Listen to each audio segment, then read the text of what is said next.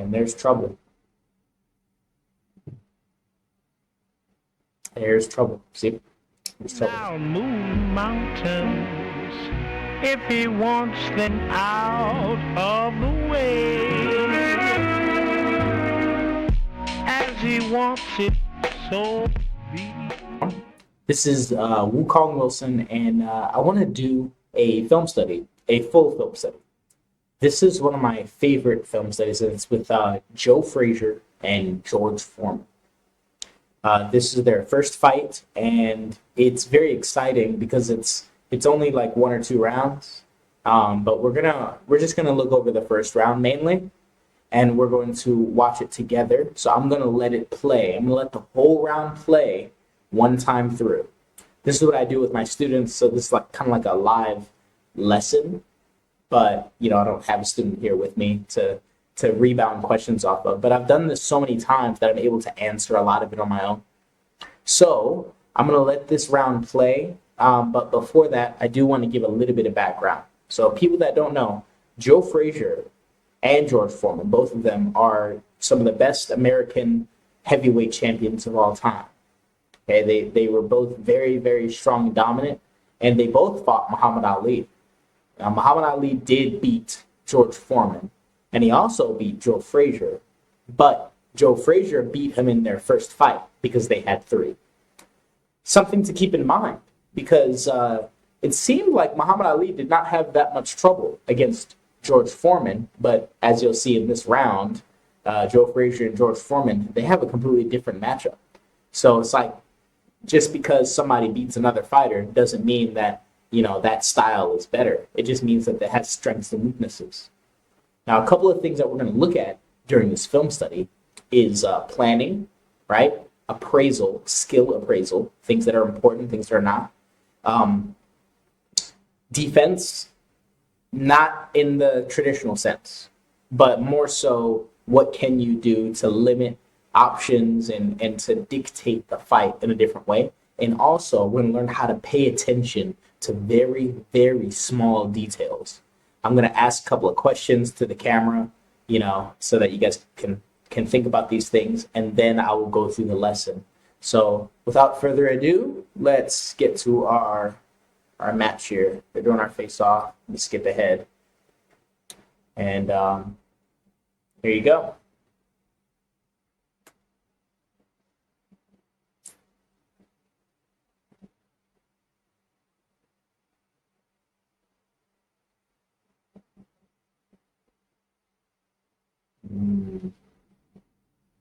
That was a really big first move. I want you guys to pay attention to.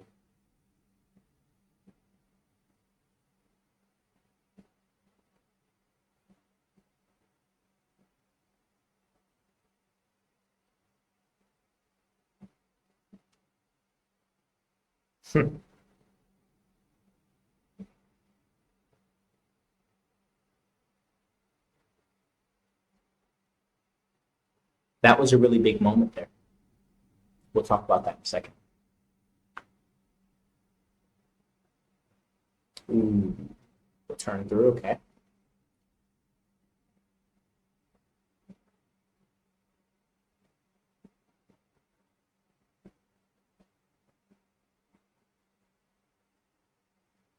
It looks like he's made a big difference in how he's fighting now. Watch George Foreman. That was it right there. Hopefully you guys can see this stuff, but it's okay because I'm going to show you. I'm really excited.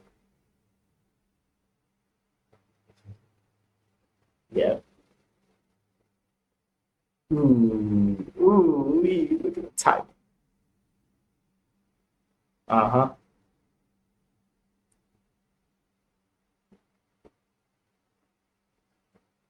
Oh, yeah, very stubborn. Very, very stubborn. Joe Frazier is.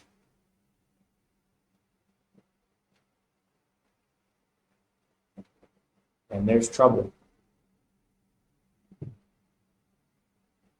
There's trouble. See? There's trouble. There's a lot of trouble there.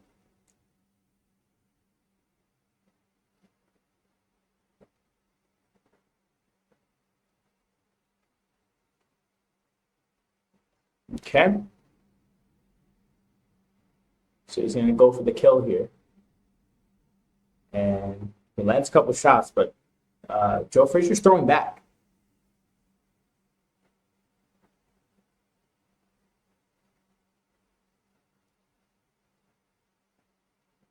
Okay.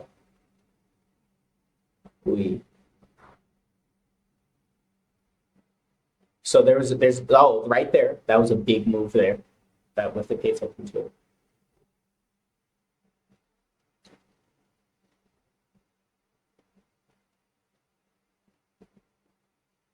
Got 20 seconds left. And he could not stay on his feet. This is way back in the day too, where they would let you basically die in the ring before stopping the fight. 15 rounders. Look at this. 3 times in 1 round, and they're still gonna allow him to get up as long as he's up. You know, he can't be saved by the bell, but he made it up. So now he gets to go to the corner and rest. So, okay, a couple of things on this. Of course, like I said, these are both some of the best of all time. Joe Frazier and George Foreman, Big George. Now, there's also a big difference in their mentality, I believe, coming to this fight on a strategic level. Okay? It really looks like George Foreman came in with a plan. It really does. And Joe Frazier, it looked more so like he was just doing his normal style and he didn't adjust it. Now, if you know a little bit about history, you know how Joe Frazier fights. Okay, he bobs up and down. He bobs up and down, and he weaves his way in, right? And he hits you with a really, really hard left hook. Okay, that's classic smoking Joe Frazier. That's classic. Okay, now George Foreman, he puts his hands on you, and he holds you down, and then he clobbers you as hard as he can. Right, that's his normal style. But he also didn't want to necessarily get hit too much, so he had to use his size advantage.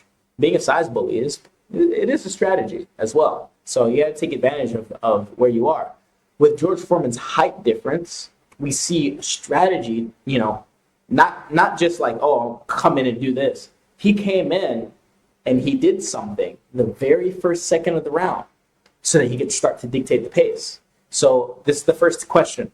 What was the very first thing that George Foreman did in this round? Okay. Hopefully you got your answer, but your answer should have been he jumped in to close range, zone 2, right? If you guys know my zones, zone 3 is jab range, zone 2 is combination range, zone 1 is clinch range. Okay, you have zone 4, which is before you get to jab range, and zone 5 is where they started, which is across the ring from each other. Now, there's a bigger explanation on all that, but I just want you to pay attention to what happened in this fight. And he jumped into zone 2. He damn near ran to the middle of the ring, and he threw this huge sweeping right hand, right? Almost disrespectfully so. He's talking to Joe Frazier when he does this. He's saying to him, hey, don't fight me in zone 2. I'm not fighting you in zone 2. I'm only clobbering you in zone 2. And I'm going to get there first. I'm going to get there first so I can control the fight. Okay? So watch. Okay, here, they're about to start. Okay, so look, this is zone 5 to zone 4, right? Here they go. Zone 4. Now look, he jumped past jab range. He jumped in here. Boom. See, now we're at zone 2 where they can both land all kinds of punches. And he throws this big uppercut, right? And Joe Frazier was kind of bobbing already, doing his normal thing, right? Bobbing. So he is able to kind of defend this punch a little bit, right? See, he backs up right here. And then watch. He's like, oh, okay, I see. That's the kind of game that we're going to play. And he does something there. You see him bang his gloves together. That's a habit. And we'll see that a couple of times here. So, boom, and this is where the match started. So from here, George Foreman kind of stopped throwing punches. He just kept starting to touch him. So this is the next part of the plan, the next phase, if you will, right? The next phase of this was he starts posting on him and touching him. Now, why is he doing this? No, this is my second question. Why is he touching him instead of jabbing and hitting him so much? And now you guys have your chance to answer, right? This is like Dora the Explorer, where she asks a question. How do you say house in Spanish? Casa. Anyway, so look, Joe Frazier decides to be first here and try to take the pace back. Okay, so then he posts on him, right? He didn't throw a punch. You see that? He posted both of his hands on his shoulders. Foreman posted both of his hands on his shoulders there. Look, and then he turns him around. Look at it. You see the hand on the back of the head? Beautiful control. Ridiculous. It's ridiculous, the level of control that he had and the different types of controls that he's using on him. And then, right, so this is what told me, like, just from the get-go, like, okay, somebody's throwing a lot more punches, and that means they're just trying to score instead of feel out what's happening. So Joe Frazier just, bam, right, goes right into a right hand here. Kind of glances him, but then you look at what George Foreman's already doing, turning him again. Bam, right? Turns him again. Okay? So, and I don't know if you guys caught that, right? He did it again. Joe Frazier, banged his gloves together again. And then before he can even come in again, Foreman's already posting and throwing a big right uppercut as he's coming to zone 2. Now he's hitting his guard here, right? But as soon as he does it, you see how he pushed him over to the side? The goal was not to land a big uppercut there. The goal was to put something on him to just get control of the situation. Now, look, this is zone 3. So this is where George Foreman was like, all right, now let's get that game plan going. Because remember, the very first thing that happened was he threw this big right hand, but what was Joe Frazier doing? Joe Frazier was bobbing, doing his normal thing. So instead of assuming, oh, he's going to take his normal style, because you never know what somebody's going to do in a fight, he set the ground by being offensive first. You don't always have to be offensive first, but I'm just saying, he came in and was offensive first to say, boom, what are you going to do about that? And Joe Frazier immediately was already bobbing, so he confirmed, okay, Joe Frazier's going to do his normal style. Because if you watch fights, you'll see Joe Frazier has changed and used his feet a little bit more and moved around the ring sometimes in certain fights, in championship fights. I've seen this. So he confirmed, right? He confirmed. And then he starts attacking, and then George Foreman responds with control, control, control. Now they finally come to neutral. This is neutral position again, so neither of them have the pace. But George Foreman has the center. And he gets pushed back, right? With some feints. And he says, come here. Look, see how he's trying to gauge his timing and turns him around. Oh my God, this turn. He turned him and then he just interrupted his rhythm and turns him again. He's going to catch him with a right uppercut up the middle, right? Just to kind of, like, he just offset his rhythm in so many different ways, right? Instead of actually going for the punch, look at all the different things he did before throwing a punch. It's amazing. Right back to the double post. Then he's finally starting to jab. When you jab too much or you do the same thing too much, people catch on to it. And they also respond. This touches a little bit on the rule of 3, but we won't get into that yet. Right? That's a different study. Now, right here, okay, right what we just saw here, right when he gets against the ropes here and he jabs him, he's going to land 2 uppercuts. Now, Joe Frazier, if you could hear the audio, I'm not going to turn the audio up because I don't like the commentators. I don't. But the commentators are all cheering for Frazier when he lands this big left hook, which is great. Great hook. Awesome. But it actually was not. He lost the war. He won the battle and lost the war with that one move. And there's a reason why. I want to show you, okay? So remember, the goal is getting his timing. Why does George Foreman want Frazier's timing? Because he's always moving his head. So if he's bobbing his head and he can time it, then guess what? You can hit it. A lot of people in different combat arts, they don't like moving the head down and moving around and rolling because in Muay Thai, for example, you can catch a knee. And I'm like, yeah, but in boxing, we have uppercuts. So you can also get caught bobbing your head up and down in boxing as well.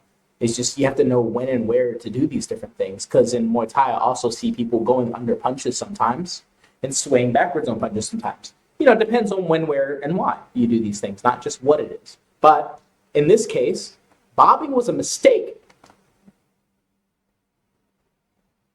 Okay, he reset him right there. Boom, right? That was the first uppercut. Boom, he hit him with both uppercuts. He hit him with both, and he got caught. Bam, big left hook. He's like, oh, let me get control of him. So this is part of the defense. Putting your hands up, right? George Foreman said himself. He asked the crowd, he said, what is the best thing you can do when you miss a punch? And then everybody's like, put your hands up, guard. And he's like, put your hands on the opponent. Put your hands on the opponent because you lost track of them. If you miss, that means that they weren't where you thought they were. And you need to put your hands on them to find them and control them. Okay, so that's what's happening here. All right, but at that point, like I said, the reason why I said that Joe Frazier lost the war in this part is because he's been trying to land points this whole time. And George Foreman has not been trying to land points. George Foreman is looking for a checkmate. He's looking for end game. Okay, so in chess, for example, there's a saying that goes, to take is a mistake. To take is a mistake. And the reason why is because in a chess game, right, there's openings. And when you start putting your pieces out, your goal is not to just get points. Your goal is to set up the board and get your big, powerful pieces like the bishop, the queen, the knight, both of them. You have two of these pieces, and the queen, you want her active and not safe, but threatening and powerful. When they're on their starting squares, there's pawns in front of them. They can't move. You have to move a pawn. Then move this one over here. Then move this one over there, right? So you're doing an opening. Now, when somebody takes during your opening, usually you will take back, right? So think of it from the opponent's point of view. If I'm setting up the board and I have an opportunity to take something, when you take back, that raises the alarm. That changes what you're doing. That doesn't allow me to deceive you and to find out how to checkmate you. Because once I score that point, now your defenses are up and I still haven't checkmated you. To take as a mistake for a reason. You need to set up the board. Okay? So maybe Frazier was a little hasty in revealing his offense here of just left hook and trying to get into zone 2 and always throw left hook, right? But George Foreman, like I said, he was setting up the board. So watch this. Now, you saw him miss that uppercut, right? What did I tell you? That's exactly what I just told you. It was that 436. Right here. Boom. Comes forward. Look, he missed the uppercut, and then he just turns right into a body turn. Turns his body. Boom. Right? Come back to neutral. He wants that. Now he's starting to use the jab a little bit more because he's like, I got your timing. Now I just need to make you do what I want you to do, which is start bobbing again. And you say he won't do it. So he's like, okay. Let me get a good distance. Right? He stuck the jab out. He saw him go down. Look at him. He put his hand right on the back of his head so he can show him like, hey, I found you. Right? And he throws the left hook. You see how he just so smoothly backs out of that. So beautiful. Oh, that was it right there. Now he let him slide on this one because I think he wanted a better position. Look, his back is to the ropes. Maybe it's better over here. Yeah. See, he holds his ground here. You see, he put his hand up. He holds his ground here. Ooh, that was it. So see, he times him, hits the uppercut. He hit that uppercut. That's the first one he finally hit him with clean in the head. Boom. Pushes him. Says, nah, you stay back. Remember, he's holding the middle. And there it is. There it is. He comes a little low with it to get him towards the chest. And then he timed him as he's coming up. And you see his head just turned on that hook. It was a hard hook. He's hurt. Right now, Joe Frazier's hurt. See? He stumbles back a little bit. Okay? And then George Foreman's like, yeah, I felt that one. Let me throw a little bit more. Now from there, you see Joe Frazier, he's still bobbing. And now he's going to do his classic. Left hook. So he's just more confirmation of what he wants to do, right?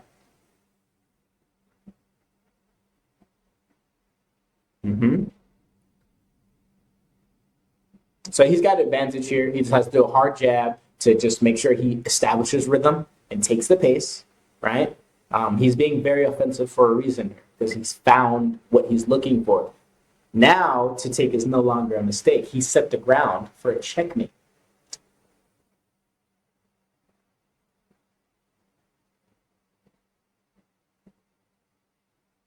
Reposition here. Yeah, reposition. There it is. See, he got some space, move forward. Look, he's like, dude, this guy is so persistent. Look how many times he put his hands on him. He just did it twice. That's the third time that he gave him a double-handed push. And then back to the jab.